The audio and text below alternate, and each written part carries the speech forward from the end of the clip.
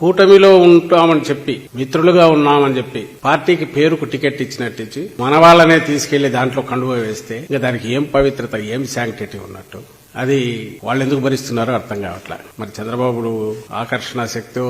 ఆ మెస్మరిజం ఏముందో తెలియట్లా గాని పవన్ కళ్యాణ్ గారికి ముఖ్యమంత్రి పదవి కనీసం 2 ఏళ్లు ఇవ్వాలని ఆయన పిలుచుకునే ముద్దుగా జన సైనికులు, వీర మహిళలు, కాపు నాయకులందరి కోరిక అయితే ఆ 2.5 ఏళ్లు అది పోయి ఆఖరకు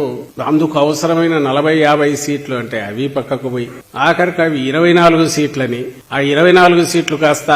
ఎగ్జాక్ట్ బీజేపీ మళ్లీ వచ్చి ఫైనల్ కూటమి షేప్ తీసుకునే టైంకి అది 21కి పడి 21లో సగం మంది పైగా అసలు ఆ పార్టీలో ఇన్నాళ్ళు లేని వాళ్ళు లేదు, ఒక 3-4-5